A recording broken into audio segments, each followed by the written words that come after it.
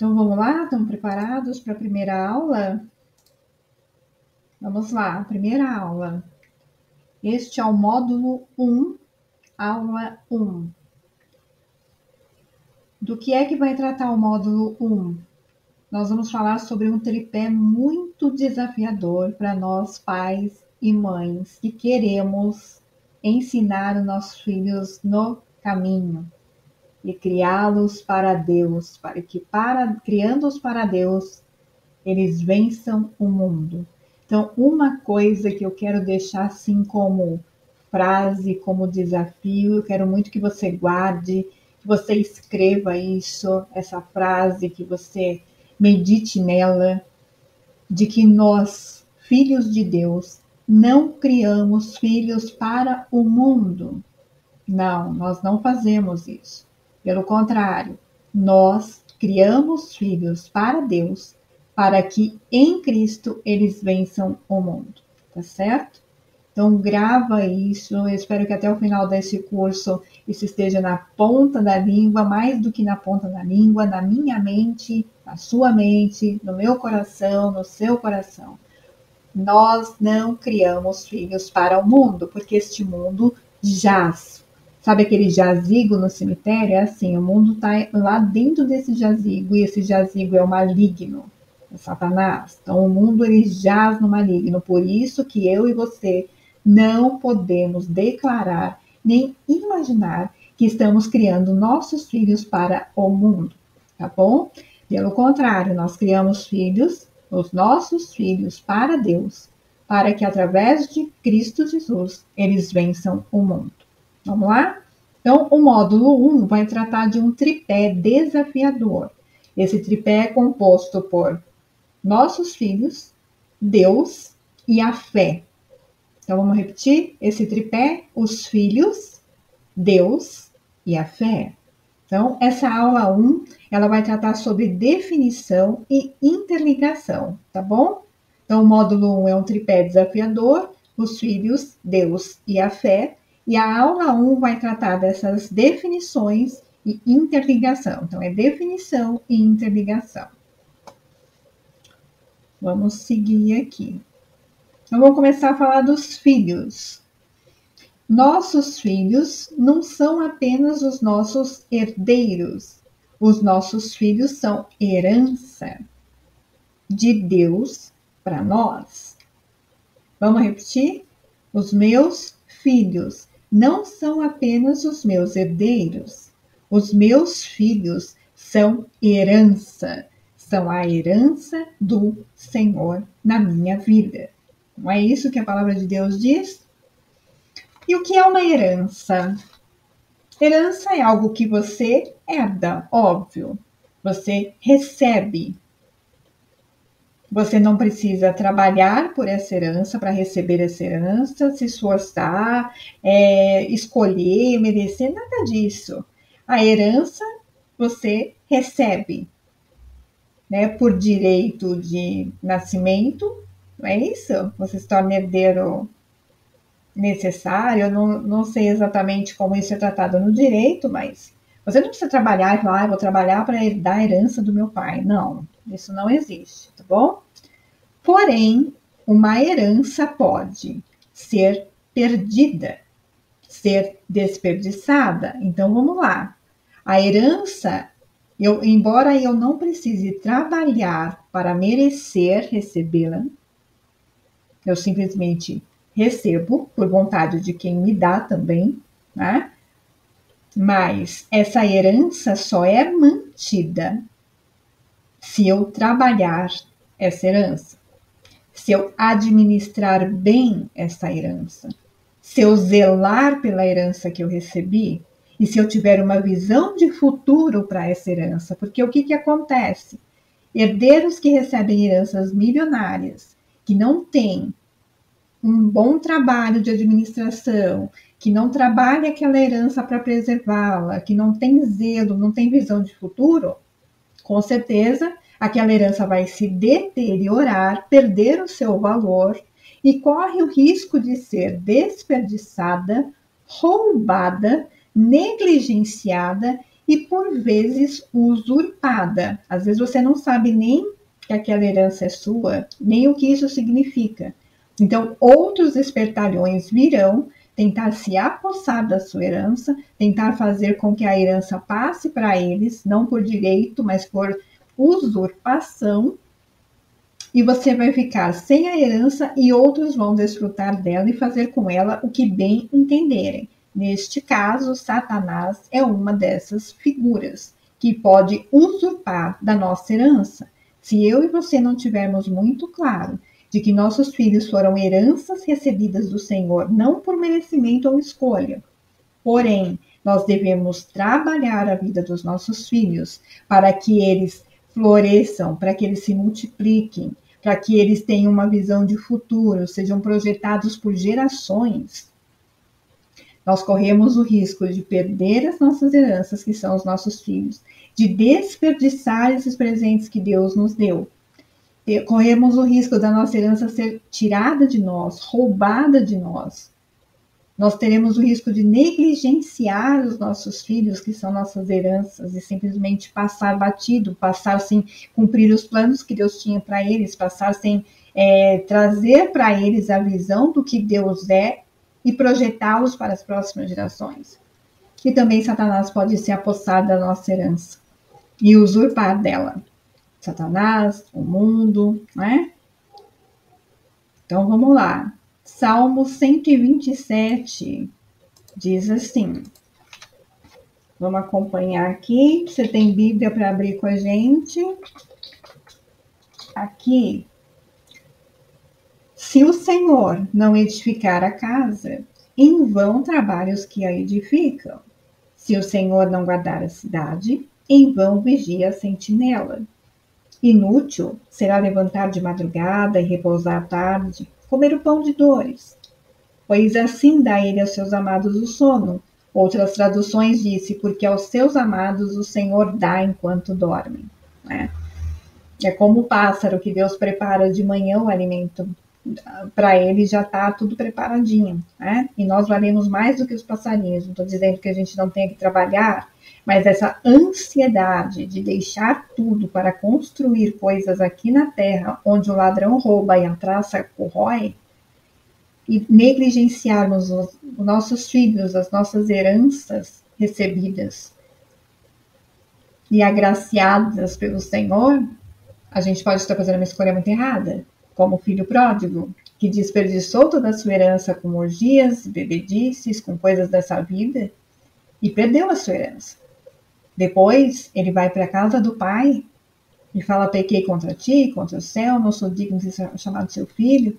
E o pai põe um anel no dedo dele, retorna a autoridade de filho, né? Mas a herança, ninguém fala dela, porque a herança se perdeu, não tinha mais herança. E o que é que eu e você vamos apresentar para Deus?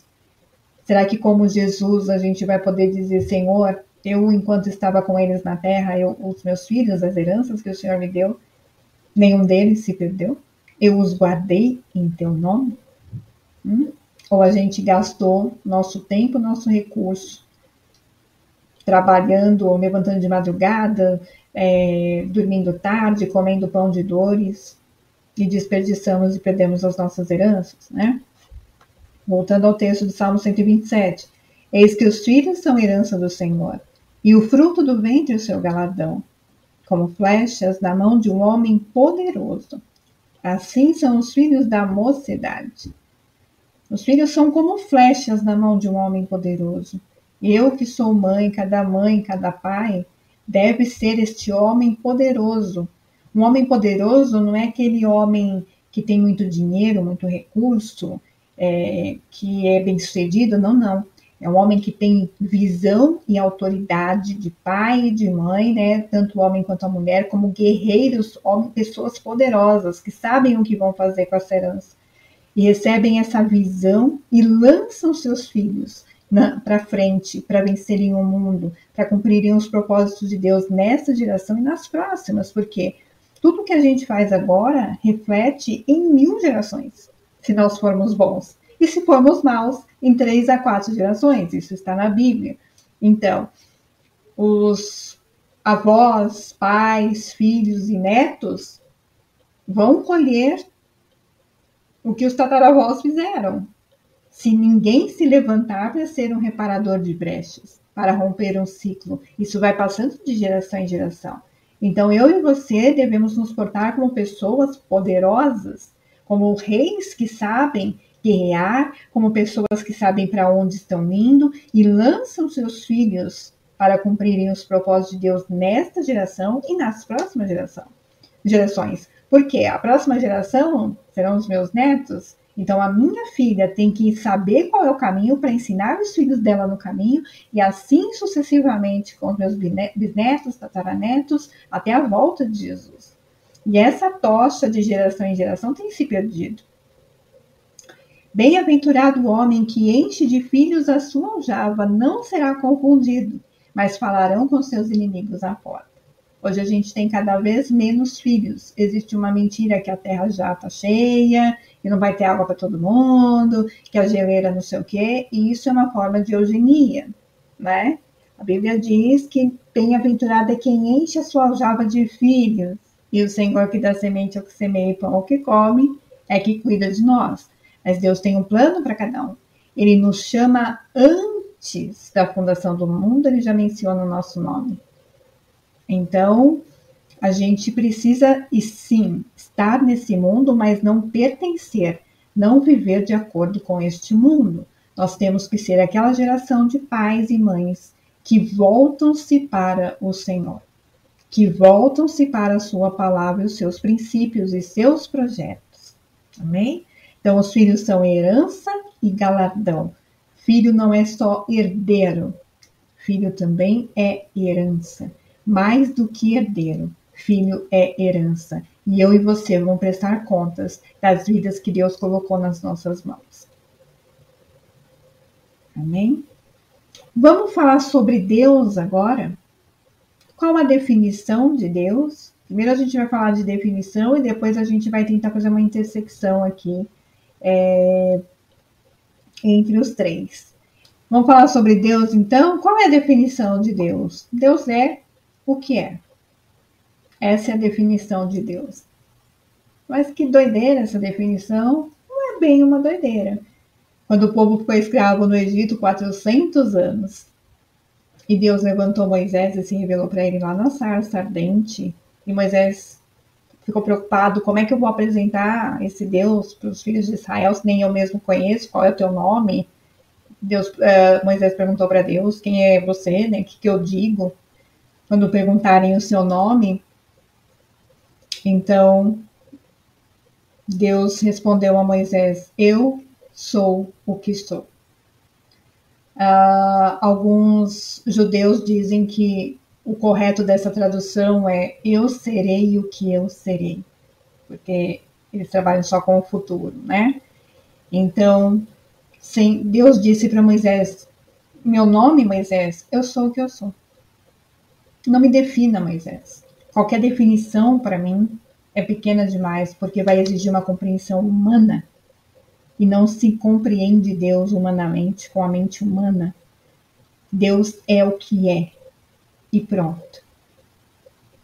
E aos poucos ele vai se revelando em cada situação da vida da gente, como um Deus provedor, um Deus Emanuel, um Deus conosco, um Deus de terra, um Deus juiz, um Deus compaixão, um Deus amor, um Deus legislador, né?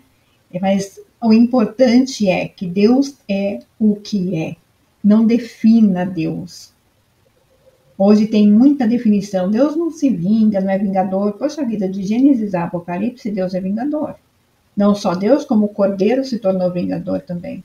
Lá em Apocalipse diz que os homens vão pedir para os montes caírem sobre eles de tanto horror para esconder da face daquele que se assenta no trono, que é Deus Pai, e da ira do Cordeiro, porque chegou o dia da ira e ninguém pode suportar, né? Então Deus é o que é. Deus dispensa definições, ele é o que é. Deus, ele se experimenta.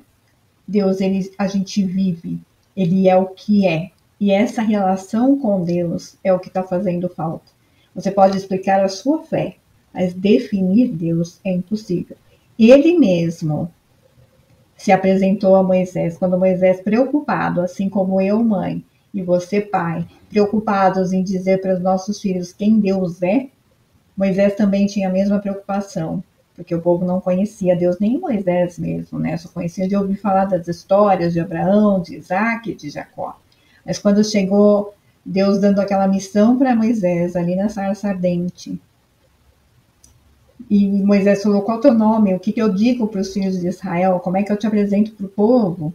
Então, lá em Êxodo 3,14, Deus responde, disse Deus a Moisés, eu sou o que sou. É isso que você dirá ao meu povo, Moisés. Você vai dizer isso. Eu sou, me enviou a vocês.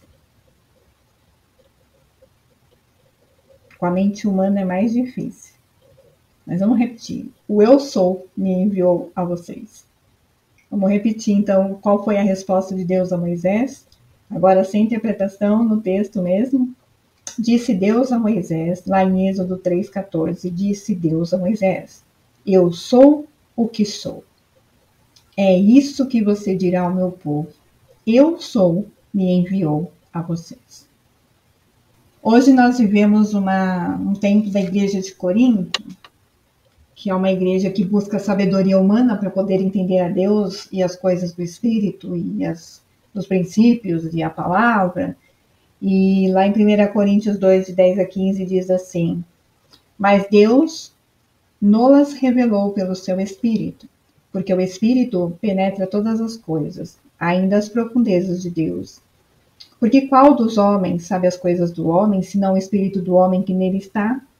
Assim também ninguém sabe as coisas de Deus, senão o Espírito de Deus. Mas nós não recebemos o Espírito do mundo, mas o Espírito que provém de Deus, para que pudéssemos conhecer o que nos é dado gratuitamente. Então veja a importância do Espírito de Deus aqui. Quando nós recebemos Jesus como nosso Senhor, nós recebemos poder para sermos feitos filhos de Deus, e esse poder é o Espírito que vem sobre nós e começa a revelar as profundezas do Espírito de Deus para nós. Vamos continuar o texto. As quais também falamos, não com palavras que a sabedoria humana ensina, mas com as que o Espírito Santo ensina, comparando coisas espirituais com as coisas espirituais. Então a gente compara espiritual com espiritual, a gente não compara carnal com espiritual para tentar entender, para formar um raciocínio na mente. Não é assim.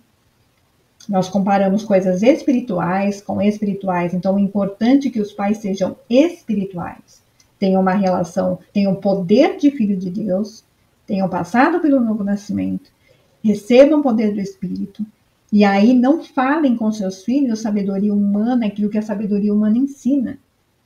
Mas a gente compara coisas espirituais com espirituais. Ora, continuando a leitura, ora, o homem natural não compreende as coisas do Espírito de Deus porque lhe parecem loucura, e não pode entendê-las, porque elas se discernem espiritualmente. Não adianta tentar explicar Deus, definir Deus para ninguém, nem para mim, pessoalmente, nem para você, pessoalmente, nem para as pessoas que você tenta evangelizar.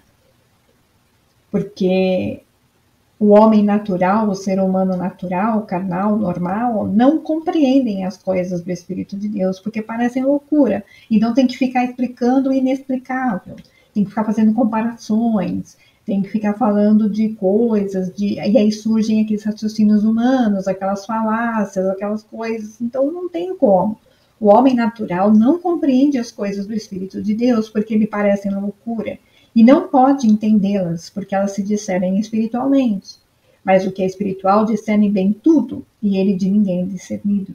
Então a primeira coisa que a gente precisa não é fazer dos nossos filhos espirituais, mas nós pais temos que ser espirituais, e isso está em falta hoje em dia.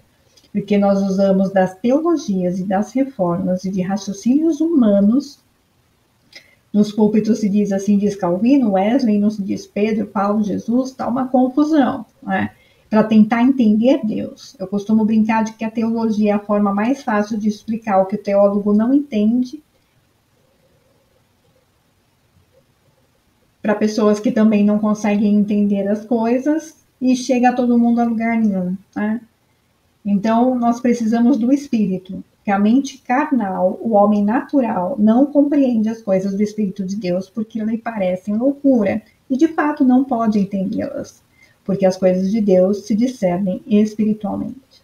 Mas o que é espiritual discerne bem tudo, e ele mesmo de ninguém é discernido.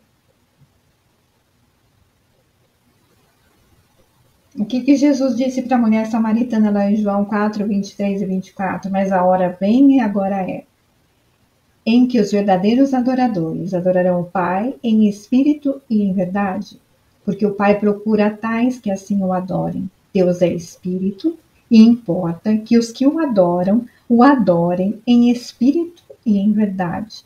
Então, compreender Deus com a mente carnal não dá. A melhor definição de Deus é aquela que Deus mesmo faz de si mesmo. Moisés, o povo não me conhece, você também não me conhece, você está perguntando o meu nome, como é que você vai me apresentar para o povo? Diz o seguinte, o eu sou me mandou, eu sou o que sou.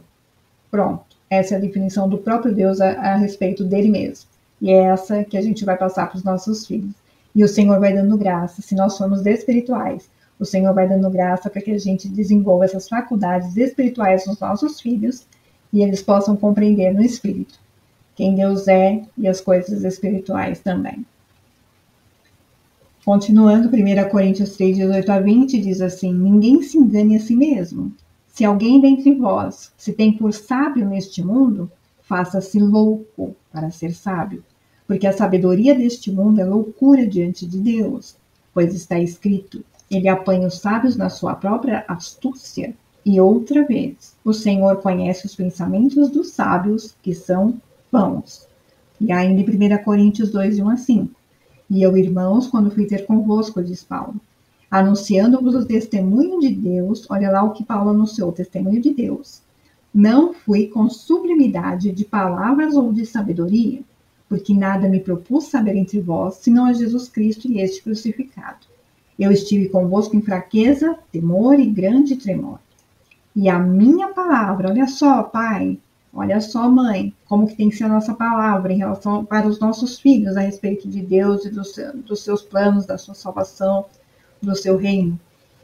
A nossa palavra tem que ser como a de Paulo. A minha palavra e minha pregação não consistiram em palavras persuasivas de sabedoria humana, mas em demonstração de espírito e de poder, para que a vossa fé não se apoiasse em sabedoria dos homens, mas no poder de Deus.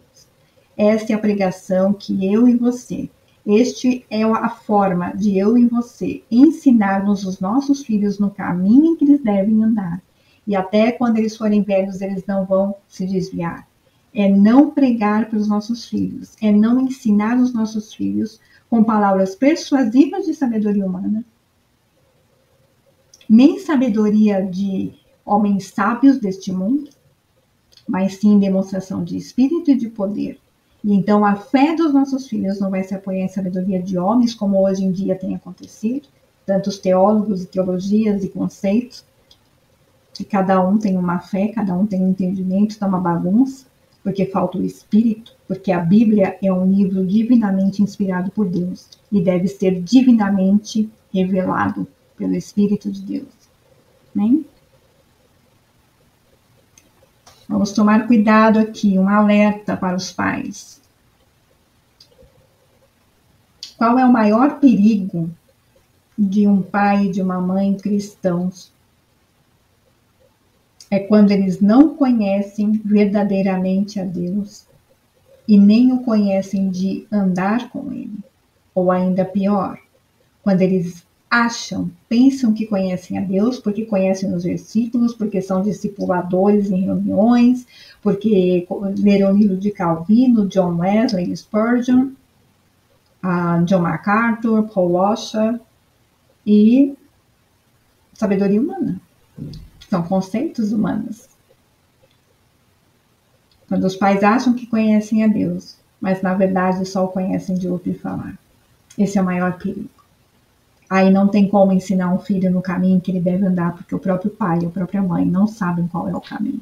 O caminho está lá em 1 Coríntios. O caminho é saber o eu sou, me enviou a você, meu filho. Eu estou aqui em nome do eu sou. Ele é. Agora a gente vai falar do terceiro lado aí do nosso tripé, que é a fé. E aqui vem uma notícia bombástica. Nós fizemos uma pesquisa para saber se os avós e os pais tinham a mesma fé e seguiam o mesmo Deus dos seus pais e avós, dos seus antepassados. E a resposta da grande maioria foi em partes. E nós fizemos uma pesquisa com os filhos para saber se o Deus deles é o mesmo Deus dos seus pais e se a fé deles é a mesma fé dos seus pais. E nós ficamos com algumas respostas entre não ou não sei ou Deus me livre. Né? Deus me livre ter o Deus dos meus pais, Deus me livre ter a fé dos meus pais. Triste, né? Vem aí uma notícia bombástica para você e para mim, que eu também sou mãe, não posso me excluir, eu preciso relembrar, e sobre o mestre vem dobrado juízo. A salvação é individual, certo? Porém, a fé é hereditária. Vamos repetir? A salvação é individual, mas a fé é hereditária. É passada de pais para os filhos, e os filhos dos filhos, e os filhos dos filhos dos filhos. A salvação é uma decisão individual e parte de um coração cuja está preparado para receber a semente. Não cai entre espinhos, não é sufocada, né? Mas cai numa terra fértil. A salvação é assim. Mas a fé, ela é passada de pais para filhos, de geração em geração. A fé é hereditária, ela é herdada. É isso mesmo que a Bíblia diz.